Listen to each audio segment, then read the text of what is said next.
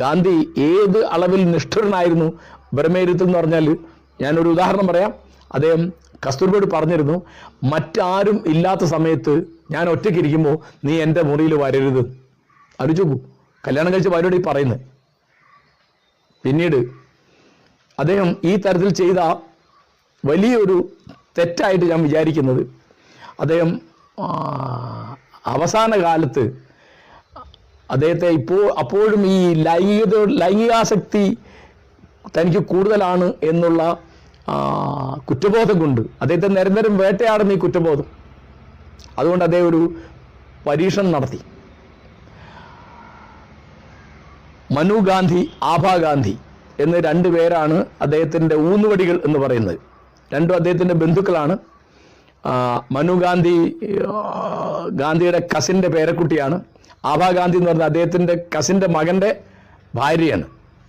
കനു ഗാന്ധി എന്നുള്ള ഫോട്ടോഗ്രാഫർ, ഇപ്പോൾ നമ്മൾ കാണുന്ന ഗാന്ധിയുടെ പ്രധാനപ്പെട്ട പല ഫോട്ടോസും എടുത്ത ആളാണ് കനു ഗാന്ധി. കനു ഗാന്ധിയുടെ ഭാര്യയാണ് ആഭ. അവൾ ഗാന്ധി കുടുംബത്തിൽപ്പെട്ട ആളല്ല. കനു ഗാന്ധി കല്യാണം കഴിച്ചുകൊണ്ടാണ് ആഭാ ഗാന്ധി ആയത്.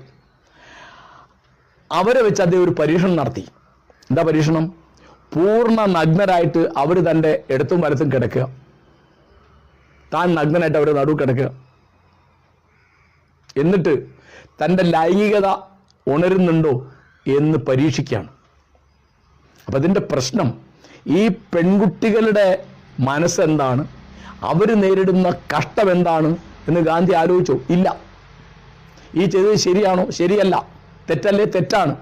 അപ്പം ഇതിനെതിരായിട്ട് അന്ന് അദ്ദേഹത്തിൻ്റെ മകൻ ദേവദാസ് സംസാരിക്കുന്നുണ്ട്, നെഹ്റു സംസാരിക്കുന്നുണ്ട്, പലരും സംസാരിക്കുന്നുണ്ട്.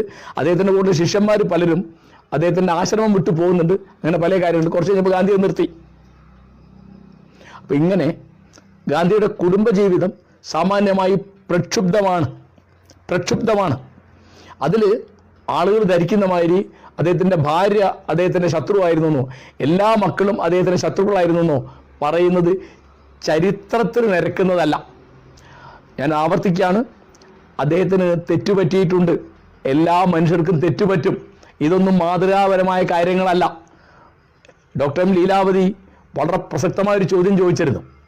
ഈ തരത്തിലൊരു പരീക്ഷണം, പൂർണ്ണ നഗ്നയായി താൻ നടുവിൽ കിടക്കുക, രണ്ട് ഭാഗത്തും രണ്ട് ചെറുപ്പക്കാർ നഗ്നരായിട്ട് കിടക്കുക, അങ്ങനൊരു പരീക്ഷണം കസ്തൂർബ നടത്തിയാൽ നിങ്ങൾ സമ്മതിക്കുമോ? ആണ് വളരെ പ്രധാനപ്പെട്ട ചോദ്യം അത്.